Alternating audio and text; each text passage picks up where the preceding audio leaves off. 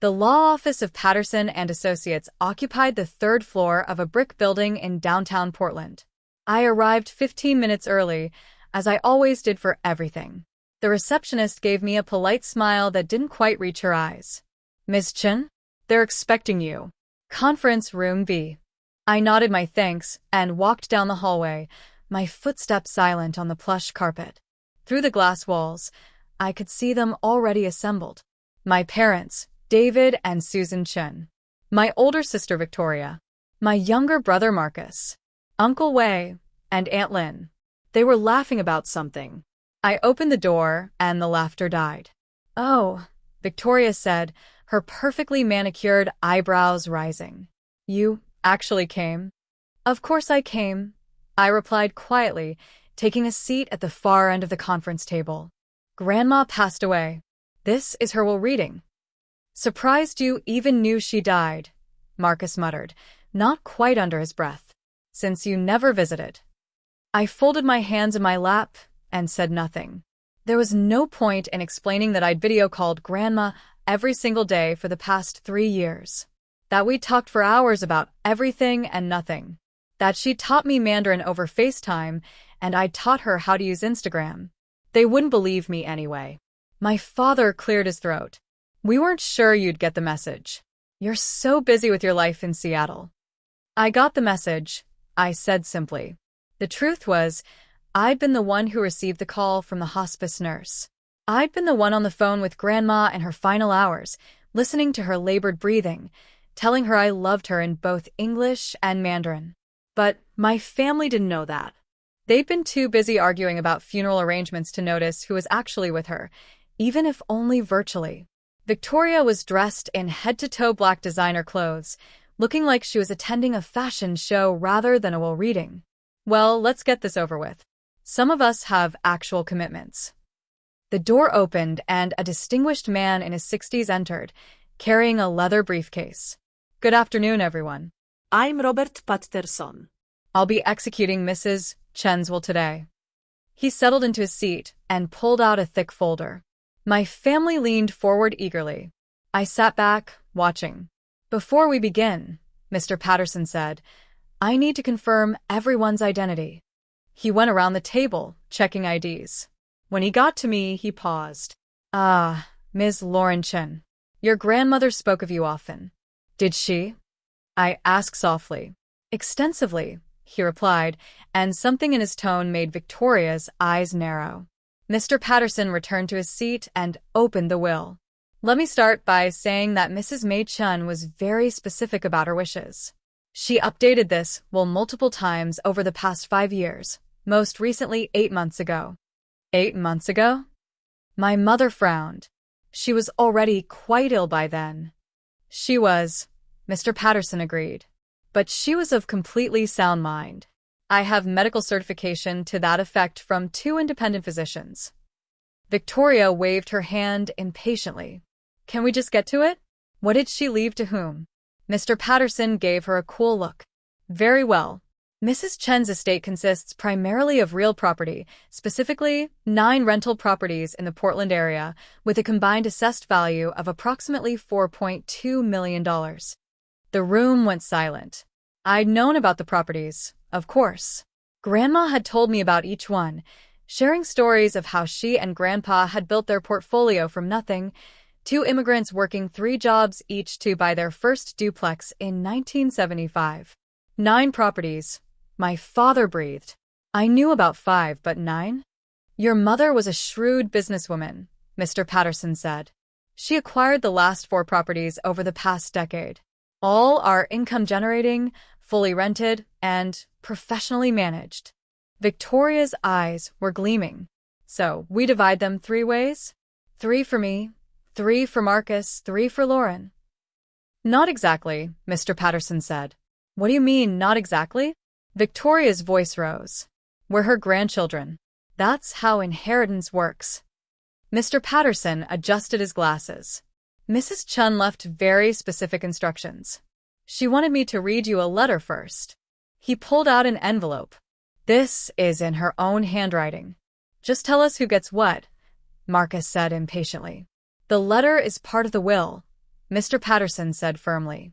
Mrs. Chun insisted it be read aloud, in full, before any distribution is discussed. He opened the envelope and began to read.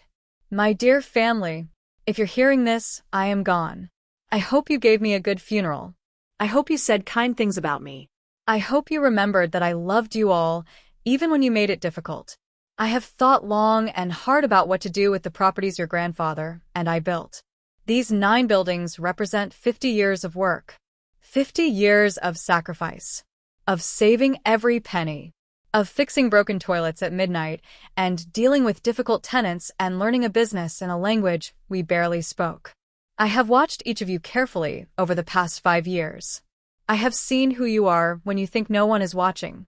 I have seen what you value and who you value it for. Victoria, you visited me twice in the past 3 years. Both times you asked about the properties. Asked when I was going to downsize and simplify my estate. You never asked how I was feeling. You never asked about my life. Marcus, you called me every few months. Always with the same question. Did I need help managing my assets? You offered many times to take over the properties, to relieve me of the burden. You never asked about my book club or my garden or my friends. David and Susan, you are good children to me. But you raised Victoria and Marcus to see me as a bank. Every conversation became about money, about property, about what I would leave behind instead of what I was living now. And then there is Lauren. Lauren, who moved to Seattle 7 years ago and broke my heart a little. Lauren, who everyone said abandoned the family. Lauren, who stopped coming to dinners because Victoria made her cry and Marcus made her feel small. But Lauren, who called me every single day. Who learned Mandarin so we could talk in my first language when I was tired. Who sent me pictures of her life and asked about mine. Who remembered every story I told and asked to hear them again. Who loved me, not what I had. So, I made a choice. Mr. Patterson paused, and I could feel every eye in the room on me. My heart was pounding. What choice? Victoria demanded. What did she do? Mr. Patterson continued reading. In 2019, I transferred all 9 properties into an irrevocable trust. The sole beneficiary of that trust is Lauren May Chin, my youngest grandchild, and the only one who saw me as a person instead of a portfolio. To Victoria and Marcus, I leave my jewelry and my furniture. These items have sentimental value and should sell for approximately $30,000 combined. Use this money however you wish. To my son David and his wife Susan, I leave my blessing and my love. You will understand why I made this choice, even if it hurts. To Lauren, I leave everything else. The properties. The rental income. The future. I am not being cruel. I am being honest. You reap what you sow, and I watched for 5 years what each of you planted. Love, Grandma. The silence that followed was deafening. Then Victoria exploded. That's bullshit. She slammed her hand on the table. She was senile. This isn't legal. She pointed at me with a shaking finger. You manipulated her. You poisoned her against us. Miss Chun, Mr. Patterson said calmly, your grandmother was examined by 2 independent physicians before executing these transfers. Both certified her mental competency. The transfers are legal, binding, and irrevocable. I don't believe this, Marcus said, his face pale. 9 properties? All of them? To her? Yes, Mr. Patterson confirmed. He pulled out another folder. Here are the trust documents, filed with the county recorder in June 2019. All 9 properties legally transferred to the Lauren M. Chun Irrevocable Trust. He laid them out one by one. Each deed, each transfer document, each notarized signature. The Hawthorne Avenue duplex. The Division Street fourplex. The Belmont Commercial Building. The Alberta Street Apartments. The Woodstock Family Home. The Selwood Rental House. The Morrison Triplex. The Foster Powell Corner lot with 2 houses. The Jade District Mixed-Use Building. All 9. All mine. My mother was crying silently. My father looked like he'd aged 10 years. Uncle Wei and Aunt Lynn sat frozen in shock. But Victoria was just getting started. This is what you get, she hissed at me, her face twisted with rage. This is what you deserve for cutting us off, for abandoning your family, for moving away and acting like you're too good for us. I didn't abandon anyone, I said quietly. You left, Victoria screamed. You moved to Seattle and stopped coming to family dinners and made Grandma think we didn't care about her. I stopped coming to family dinners because you bullied me at every single one, I said, my voice still calm but harder now. Because Marcus criticized every choice I made. Because you all made it clear I didn't fit your vision of what a chin should be. That's not true, my mother protested weakly. Isn't it? I looked at her directly. Mom, when was the last time you asked about my job without suggesting I should quit and work for Dad's company instead? When did you ask about my life without comparing it to Victoria's? She had no answer. And I didn't make Grandma think anything, I continued.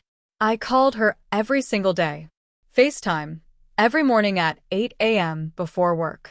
We talked for an hour, sometimes two, about everything. Her stories from China, her life in America, her friends, her concerns, her joys. Everything. That's a lie, Marcus said flatly. I pulled out my phone and opened my call history. Would you like to see? 1,095 consecutive days of FaceTime calls. That's 3 years, Marcus. 3 years of daily calls. Never missed once. I turned the screen toward them. The evidence was irrefutable. Call after call after call, each one lasting 60 to 120 minutes. You could have faked that, Victoria said desperately. Why would I? I asked. Why would I fake calling someone I loved? The better question is, why didn't you actually call her? Victoria's face went red. I was busy. I have a career, a life. So do I interrupted. I have a career, a demanding one. But I made time, every single day, because she mattered more than being busy. Mr. Patterson cleared his throat. There's more. Mrs. Chen also requested a financial audit of the property's management over the past 5 years. She asked me to review the accounts before the will reading. Why? My father asked, though his voice suggested he already knew. Because, Mr. Patterson said, pulling out yet another folder, there are significant discrepancies in the reported rental income versus the actual collected income. The temperature in the room seemed to drop 10 degrees. What kind of discrepancies? Uncle Wei asked nervously. The 9 properties generate approximately $14,500 in monthly rental income, Mr. Patterson said. That's $174,000 annually. However, the reported income to Mrs. Chen averaged only $98,000 annually over the past 5 years. The difference, approximately $380,000, appears to have been diverted. Diverted where? I asked, though I had a sinking feeling I knew. Mr. Patterson looked at Victoria and Marcus. The properties were being managed by various family members. Ms. Victoria Chen managed 4 properties. Mr. Marcus Chen managed 3. Your parents managed 2. We were doing Grandma a favor, Victoria protested. She couldn't handle them herself anymore. The management agreements you signed, Mr. Patterson continued calmly, specified that you would receive a 10% management fee. Instead, it appears you were keeping approximately 44% of rental income across all properties. My father had gone gray. That's not possible. We would never. I have bank records, Mr. Patterson interrupted gently but firmly. Rent checks deposited to personal accounts. Cash payments never reported. Tenants paying one amount while Mrs. Chen's statements showed another. It's all documented. You are stealing from Grandma, I said, the realization hitting me like a physical blow. For 5 years. While she trusted you. We weren't stealing, Marcus shouted. We were working. Managing tenants, handling repairs, dealing with problems. We deserved that money. You deserved your 10% management fee, I said coldly. Not 44%. The difference is theft. This is insane, Victoria said, standing abruptly. I'm not sitting here listening to this. Mom, Dad, we're leaving. We'll fight this. We'll sue. There's no way this holds up in court. Sit down, Mr. Patterson said, and his tone made it a command, not a request. We're not finished. Victoria slowly sat back down, her hands trembling with rage. Mrs. Chen knew about the missing income, Mr. Patterson continued. She knew for at least 2 years before her death. She hired a private investigator to track where the money was going. She what? My mother whispered. She had you all followed. Your expenses tracked.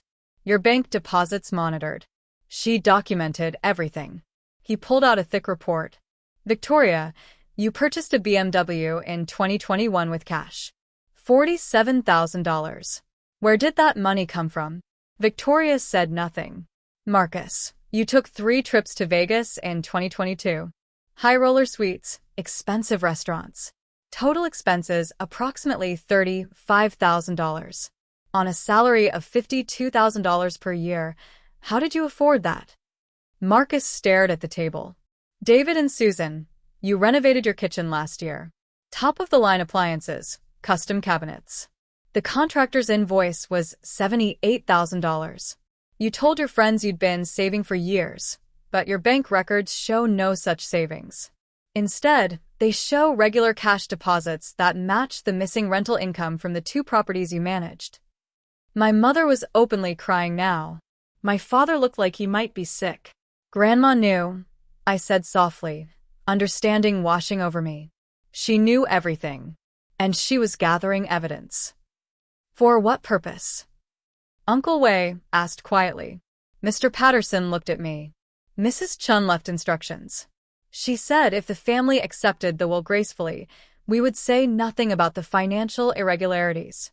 But if anyone contested the will or made accusations against Lauren, I was to turn all evidence over to the authorities and recommend criminal prosecution for embezzlement. The room went dead silent. You're blackmailing us, Victoria said, her voice shaking. No, I said. Grandma is protecting me. From beyond the grave. Mr. Patterson nodded. Mrs. Chen was very clear. She said her family had a choice. Accept the will with grace, or face the consequences of their actions. There is no third option. This isn't fair, Marcus said weakly. Fair? I repeated, my voice finally showing anger. You stole from an elderly woman for 5 years. You treated her like a bank account.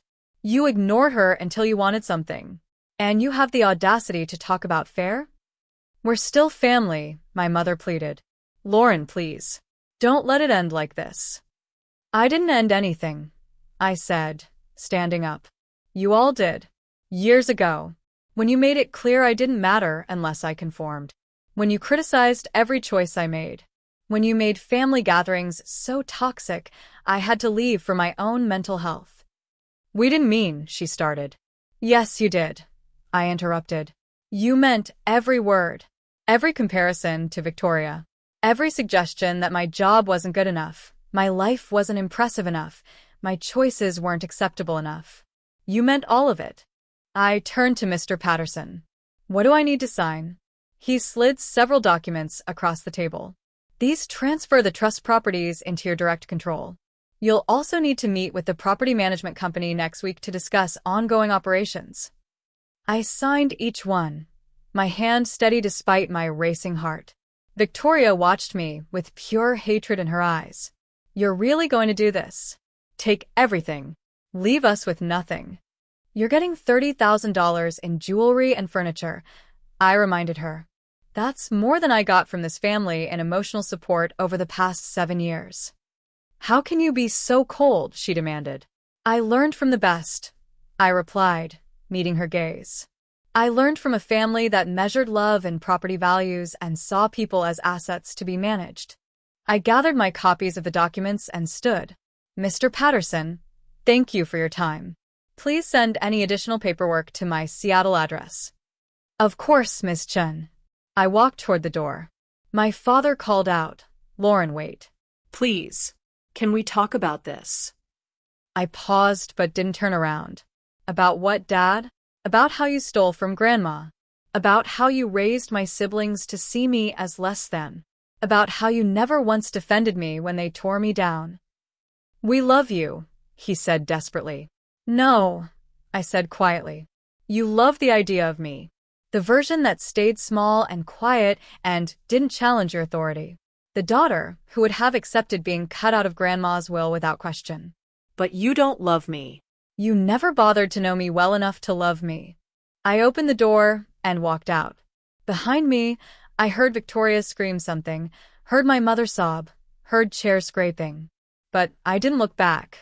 The next 6 weeks were a blur of legal paperwork, property inspections, and family voicemails I didn't return.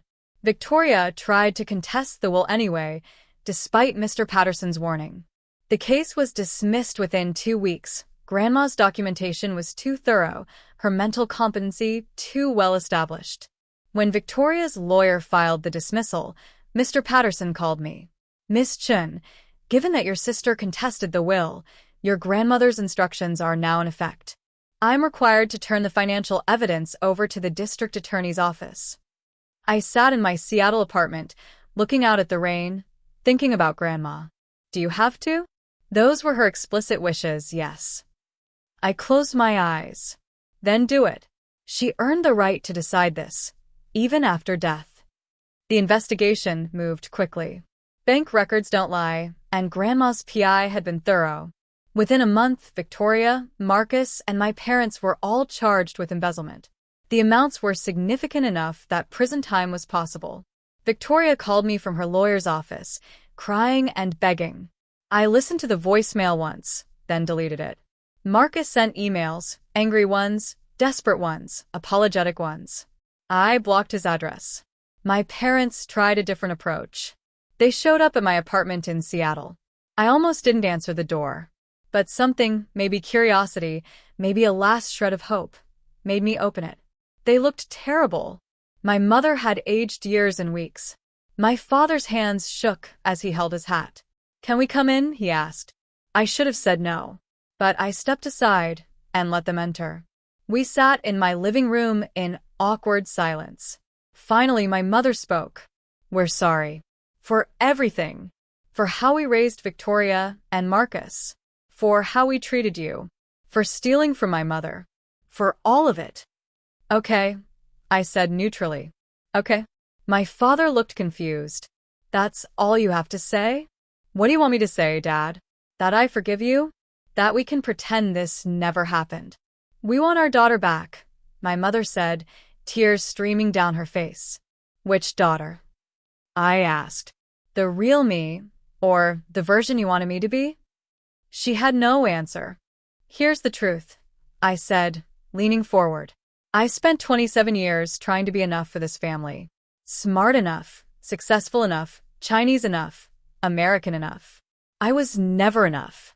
There was always something wrong, my job, my apartment, my friends, my choices.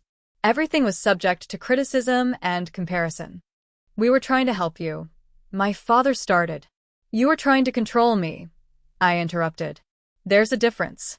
And when I finally found the courage to set boundaries, to move away, to build a life that made me happy, you punished me for it. You made me the family's scapegoat. We didn't mean to, my mother protested. But you did, I said firmly. Impact matters more than intent. And the impact was that I felt unwelcome in my own family. Until Grandma. She was the only one who saw me. Really saw me. And she protected me the only way she knew how. My father stood up abruptly. So that's it? You're going to let us go to prison? Let your brother and sister have criminal records? Destroy the family? I didn't destroy anything, I said, standing to face him. You all did that yourselves. You stole. You lied. You hurt someone who trusted you. Those are your choices, not mine. Please, my mother begged. You could ask them to drop the charges. Tell them it was a misunderstanding. It wasn't a misunderstanding. It was theft. $380,000 worth. For 5 years. From an elderly woman who loved you. She had plenty of money, my father shouted. That's not the point. I shouted back, my control finally breaking. The money isn't the point. The point is that you saw her as a resource instead of a person. Just like you saw me as a reflection of your success instead of as an individual. Just like you taught Victoria and Marcus that love is transactional and family is about hierarchy and control. I was breathing hard, tears running down my face. You broke something in all of us. Grandma was just the only one brave enough to say it out loud. They left shortly after that. I stood at my window and watched them drive away, feeling nothing but emptiness. Despite the emotional turmoil, I had 9 properties to manage. I met with the property management company Grandma had used, a woman named Jennifer who'd worked with her for 20 years. Your grandmother was remarkable, Jennifer said as we toured the first property. She knew every tenant by name, remembered their children's birthdays, fixed things herself well into her 80s because she said it showed respect for the people living there.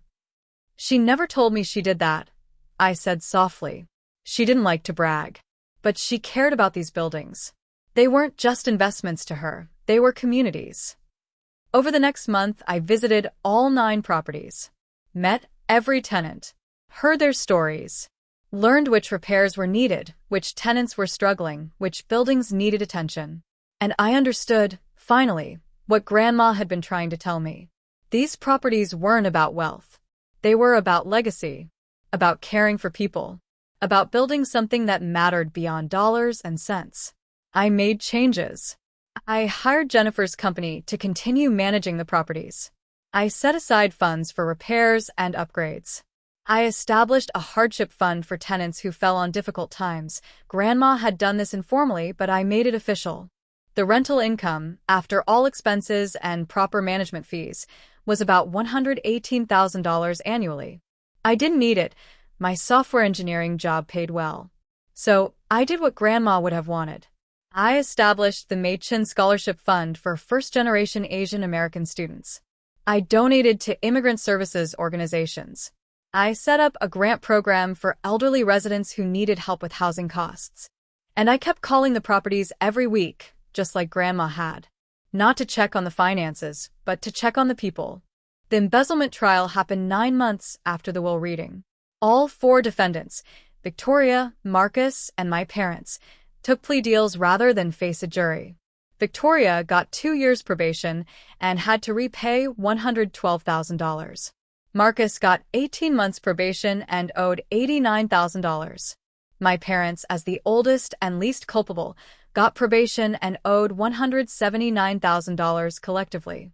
None of them would see jail time, but all would have felony convictions. The prosecutor called me as a witness for the sentencing hearing. I almost refused, but Mr. Patterson convinced me. Your grandmother wanted the truth told, he said. Not for revenge. For accountability. So I went. I sat in the courtroom and watched my family stand before the judge. Victoria looked defiant. Marcus looked broken. My parents looked ashamed. When it was my turn to speak, I stood at the podium and looked at the judge. Your Honor, these are my family members. I grew up with them. I loved them. Part of me still does. I paused, gathering my thoughts. But they hurt someone I loved very much. They took advantage of her trust, her generosity, her hope that family meant something. They stole from her while telling her they loved her. That's not a mistake. That's not a misunderstanding. That's a betrayal. I looked at my parents. My grandmother, Machen, came to this country with nothing. She and my grandfather built something through sacrifice and hard work. She wanted to pass that on to family who would honor what it meant. Instead, you taught your children to see it as something they were entitled to. That's not fair, my mother said, but the judge told her to be quiet. My grandmother protected me, I continued, because she knew I needed protecting. Not from strangers, but from my own family. Think about what that means. Think about what kind of family makes an elderly woman feel she has to protect one grandchild from the others. I turned back to the judge. I don't know what the appropriate punishment is, Your Honor. I just know that actions should have consequences. My grandmother believed that. She lived that. And she died knowing that the people she trusted most had stolen from her. I sat down. The judge was silent for a moment, then announced the sentences. Fair but firm. Afterward, in the hallway, my father approached me. Are you happy now? You've destroyed us. No, Dad, I said tiredly. I'm not happy. And I didn't destroy anything. You made choices. You're facing consequences. That's not destruction. That's accountability. We'll never forgive you for this, Victoria hissed as she walked past. I know, I said. I'm okay with that. And I was. For the first time in my life, I was genuinely okay with my family's disapproval. I stood in front of the Hawthorne Avenue duplex, the first property Grandma and Grandpa had bought in 1975. It was freshly painted, the garden meticulously maintained, the tenants happy. Jennifer stood beside me. Your grandmother would be proud. I hope so, I said. I know so. You've honored what she built. You've cared for her tenants. You've made these properties about people, not profit. My phone buzzed. A text from an unknown number. This is Marcus. I know you probably won't respond, but I wanted you to know I've been going to therapy, working through a lot of stuff about family, money, values. I'm not asking for anything. Just wanted you to know I'm trying to understand why I did what I did. Why we all did. Maybe someday we can talk. No pressure. I stared at the message for a long time. Then, I typed a response. I'm glad you're in therapy. I am too. Maybe someday we can talk. But not yet. I need more time. I sent it and put my phone away. Good news? Jennifer asked. Maybe, I said.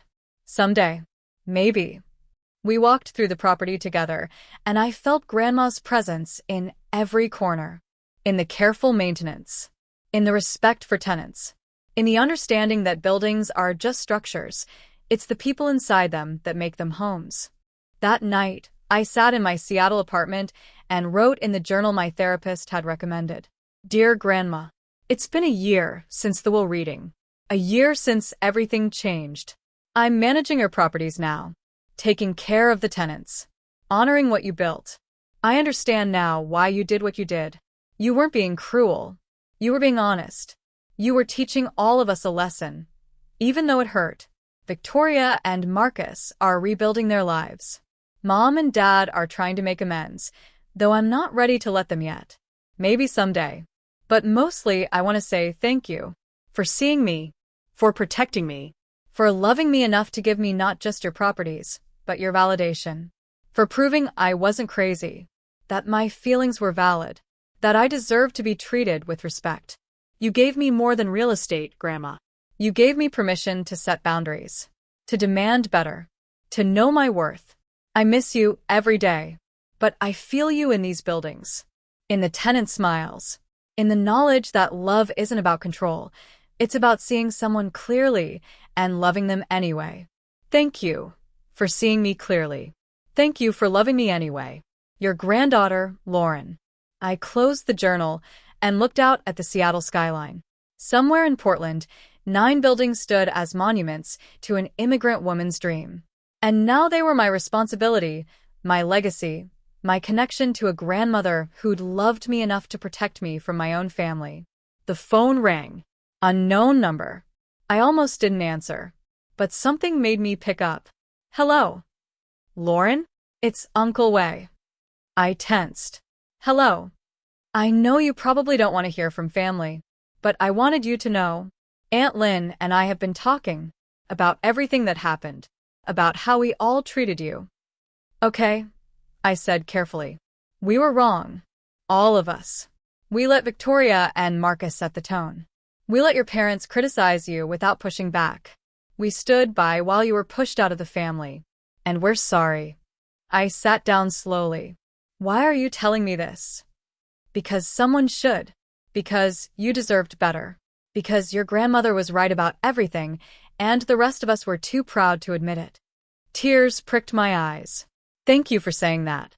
We'd like to see you sometime. If you're willing. No expectations. No pressure. Just dinner. Just talking. Just trying to do better. I thought about Grandma. About second chances.